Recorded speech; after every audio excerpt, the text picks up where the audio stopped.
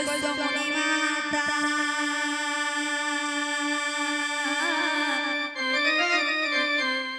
ভগনি বাসুকি যথা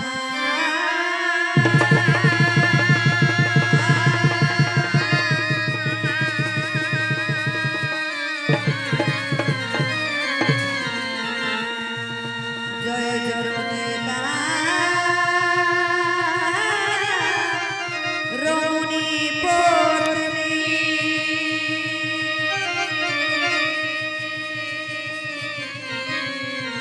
মমনসা দেবী নমস্তুতে অখণ্ড মণ্ডলাকার ব্যাপ্ত যেন চরাচর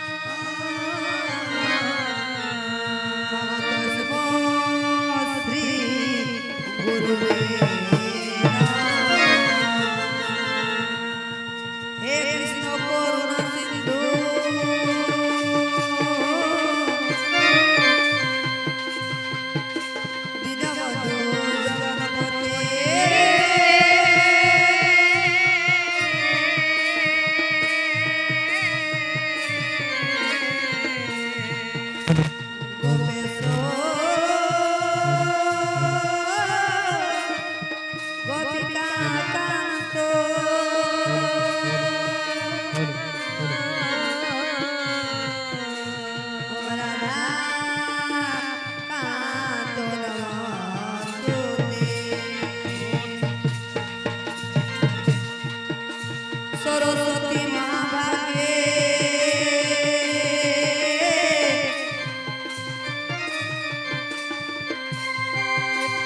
দিতে কমল লোচনে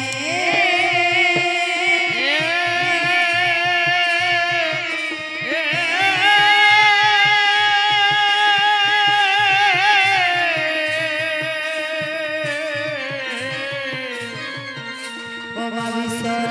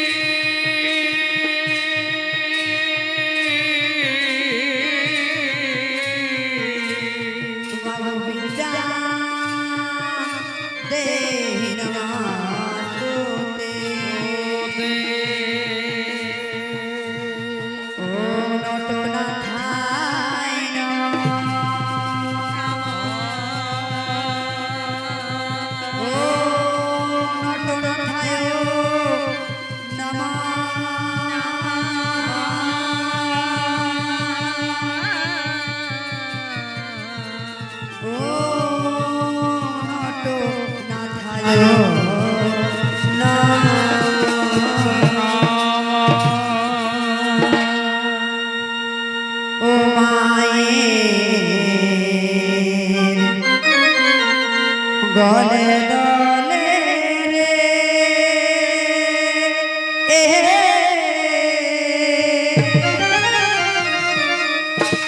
বেলে ফুলে মালা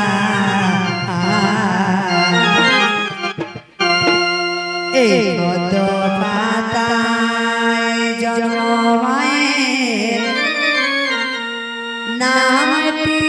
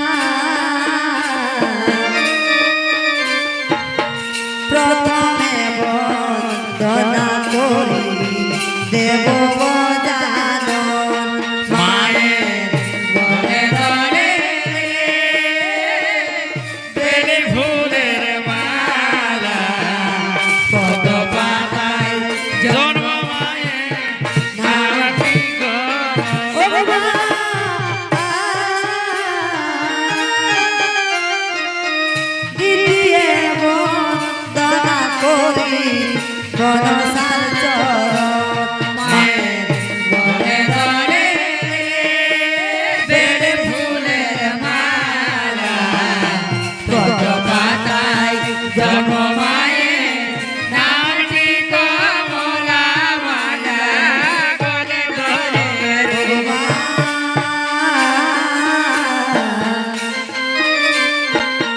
তৃতীয় বন্দনা করি ধর্ম নিরঞ্জন মায়ের গলে গলে বেড়ে ফুলের মালা কত পাতায় জন্ম মায়ের নামটি কমলা মালা গলে গলে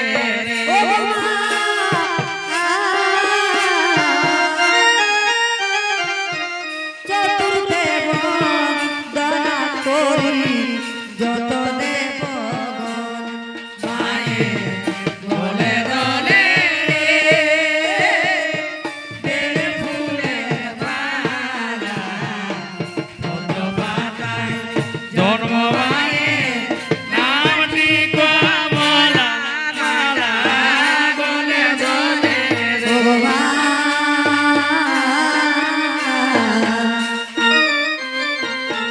তারপরে বন্দনা করি ভক্তের চরণ মায়ের গলে গলে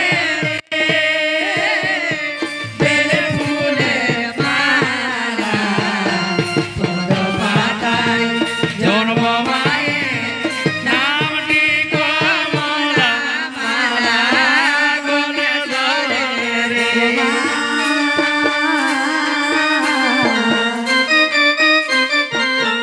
পুঁথি পাঁজি না জানি মা ভরসা তোমার মায়ের গলে গলে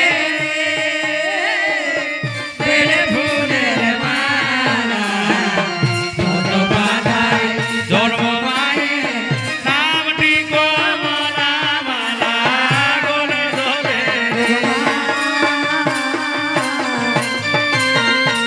আর পুঁথি পাঁজি না জানি মা ভরসা তোমার মায়ের গলে গলে বেড়ে ফুলের মালা কত পাতায় জন্ম মায়ের নামটি কমলা মালা গলে গলে আর ভক্তি ভরে ডাকি মা গো দেবতা আমার মায়ের গলে গলে বেড়ে ফুলের মালা কত পাতায় জন্ম মায়ের নামটি কমলা মালা গলে গলে আর একাও জলে ভেসে যায় মাতা জানি সারা মায়ের গলে গলে বেড়ে ফুলের মালা কত পাতায় জন্ম মায়ের নামটি কমলা মালা গলে গলে পাদু বমন ধরে মুছাইব মায়ের গলে গলে বেড়ে ফুলের মালা কত পাতায় জন্ম মায়ের নামটি কমলা মালা গলে গলে পাদু বমন ধরে মুছাইব মায়ের গলে গলে বেড়ে ফুলের মালা কত পাতায় জন্ম মায়ের নামটি কমলা মালা গলে গলে জলে ভেসে যায়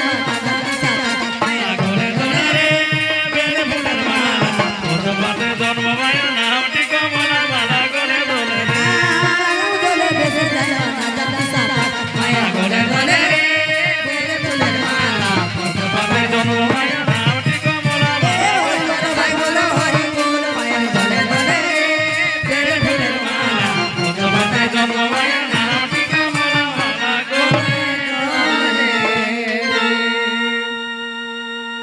নমস্কার তা প্রথমে মা বিশ্বহরীর চরণে জানাই শতকোটি প্রণাম এবং আমার মতো গুরুজন আছে তাদের চরণে জানাই শতকোটি প্রণাম ও ছোট ছোট ভাই বোনদেরকে প্রীতীয় শুভেচ্ছা জানিয়ে আমি আপনাদের কাছে একটি ছোট জাতমঙ্গল করা তুলে ধরব। তো তাই দেখুন এই যে জাতমঙ্গল সম্বন্ধে আমার তেমন কিছু জানা নেই, তেমন কিছু ধারণা নেই, তাই আমি যতটুকু আত্ম করতে পেরেছি, যতটুকু শিখতে পেরেছি, ততটুকুই আমি আপনাদের কাছে তুলে ধরব। যদি আমার পালার মাঝে কোনোখানে কিছু ভুল ত্রুটি হয়ে থাকে তাহলে সেই ভুলখানি সময় বুঝে শুধরে দেওয়ার চেষ্টা করবেন। তাই আমার এই বঙ্গাবাড়ি মিলন তীর্থ যান মঙ্গল পার্টির তরফ থেকে সবাইকে অভিনন্দন জানিয়ে আমি আপনাদের কাছে যে পালাটা তুলে ধরবো সেই পালাটির নাম হলো ওঝা ধনন্তরী বধ ও চাঁদের ছয় পুত্রের মৃত্যুতে সনকার বিলাপ।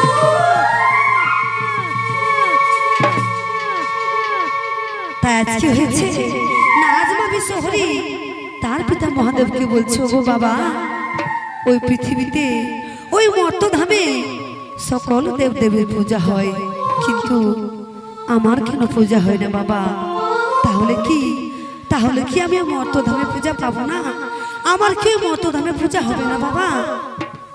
এমন সময় মহাদেব বলছে, না রে মা, সকল দেবদেবীর মতো তোরও সেই মর্তধামে পূজা হবে, কিন্তু তোর পূজা করতে হলে যে তোকে সেখানে নিজেকেই যেতে হবে তোর পূজা প্রচারের জন্য। তুই কি পারবি রে মা সেখানে গিয়ে তোর পূজা প্রচার করতে পারবি? এমন সময় আজমা বিশ্বহরি বলছে, হ্যাঁ বাবা, আমি নিশ্চয়ই পারবো, আমাকে তো পারতেই হবে, কেননা সকল দেবী পূজা পায়, কিন্তু আমি সেই মর্তধামে পূজা পাই না। বলো বাবা, আমাকে কি করতে হবে? এমন সময় মহাদেব বলছে, ঠিক আছে রে মা, তাহলে তুই চলে যা সেই মর্তধামে, আর সেখানে গিয়ে তুই তো নিজের পূজা প্রচলন করবি। তবে শোনে রে মা, সেই মর্তধামে একটি জায়গা আছে চম্পকনগর বলে। সেই চম্পকনগরের রাজা চন্দ্রধর, সেই চন্দ্রধর যদি তোর পূজা না করে তাহলে যে ওই মর্তধামে তোর পূজা হবে না রে মা। তাই সব থেকে আগে ওই চাঁদ সদাগরের হাতে তোকে পূজা নিতে হবে। তুই কি কাজ করতে পারবি রে মা? এমন সময় মা বিশ্বহরি বলছে, হ্যাঁ বাবা, আমি নিশ্চয়ই পারবো, আমাকে তো পারতেই হবে, না হলে যে মর্তধামে আমার পূজা হবে না। এই বলে আজমা বিশ্বহরি বলছে, ঠিক আছে বাবা, আমি তাহলে চলে যাচ্ছি সেই মর্তধামে আমার পূজা প্রচারের জন্য। এই বলে আজ মহাদেব কি করেছেন না, তার সহচরী হিসেবে তার সাথে নেতা সখীকে দিয়ে দিয়েছে। বলছে, ওরে নেতা, তুই এক কাজ কর, আমার মায়ের সাথে তুই মর্তধামে চলে যা, আর তাকে পদে পদে বিপদে সাহায্য করবি। তুই তাকে সব সময় সাহায্য করবি যেন তার কোনো অসুবিধা না হয়। নেতা সখী বলছে, ঠিক আছে মহাদেব, তাই হবে, আমি যাবো মা বিশ্বহরির সাথে সে মর্তধামে। এই বলে আজ মর্তধামের পথে চলেছেন তার পূজা প্রচারের জন্য মা বিশ্বহরি ও তার সহচরী নেতা সখী। তাই আছি বলছে, ও গো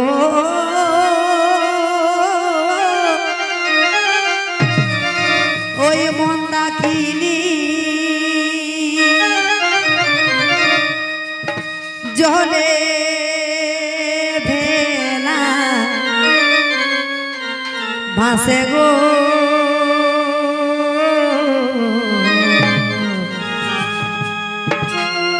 ওই মর্তধামে নামে বিশ্বহরি।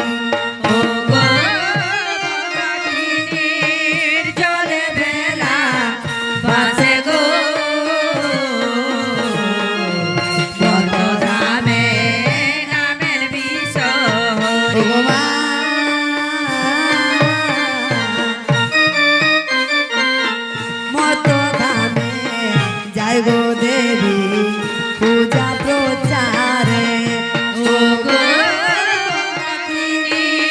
জলে বেলা ভাসে গো, মর্তধামে নামে বিশ্বহরি।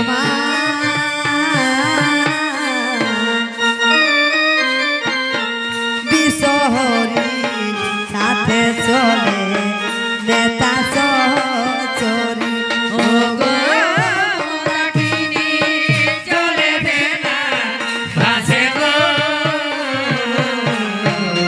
মর্তধামে নামে বিশ্বহরি।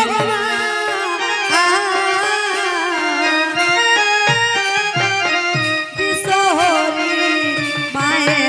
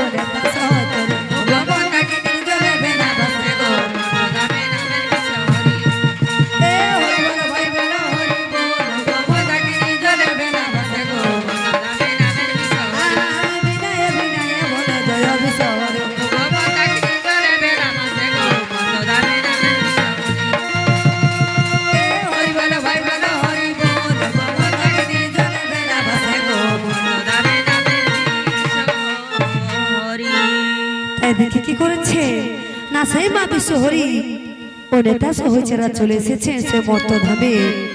আর মর্তধামে এসে দেখছে যে এক নদীর ঘাটে বসে আছে ঝালু আর মালু দুই ভাই। এমন সময় নেতা সহচরী মা বিশ্বহরিকে বলছে, শুনো দেবী, এই যে দেখছো এরা হলো দুই ভাই ঝালু আর মালু। প্রথমে এদেরকে দিয়েই তোমাকে তোমার ঘট বাড়ি পূজা করতে হবে, তারপরে ওই চাঁদ সদাগরকে দিয়ে তোমার পূজা প্রচার করতে হবে। এমন সময় বিশ্বহরি বলছে, কিভাবে নেতা, কিভাবে আমরা এই ঝালু মালুকে দিয়ে আমাদের ঘট বাড়ি পূজা করাবো?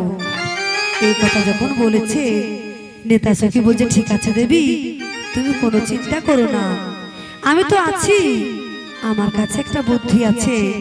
চলো আমরা চলে যাই ছদ্মবেশ ধারণ করে সেই ঝালু মালুর কাছে, আর তাদেরকে বলবো যে আমাদেরকে নদীর ওপারে নিয়ে যায়। এইভাবে আমরা যে কোনো প্রকারে ঝালু মালুকে দিয়ে সেই পঞ্চঘট বাড়ি পূজা করাবো। এই কথা বলেছে। তাই তারা দুজনে মিলে বৃদ্ধ সেজে বৃদ্ধা বড়ি সেজে কি করেছে না তাকে কি বলছে, রে ঝালু মালু আমাদেরকে নদীর ওপারে নিয়ে যাবে বাবা, আমাদেরকে নদীর ওপারে নিয়ে যাবে। ঝালু মালু দেখছে দুই বুড়িমা, বলছে বুড়িমা এই যে দেখছো আমাদের ভাঙা নৌকা, এই ভাঙা নৌকাতে আমরা দুজনের বেশি প্যাসেঞ্জার চাপাতে পারবো না, দেখছো না আমাদের ভাঙা নৌকা। আজ বুড়িমা বলছে, ওরে বাবা তোদের নৌকার কিচ্ছু হবে না, আমি তো বলছি আমাদেরকে নদীর ওপারে নিয়ে চল না।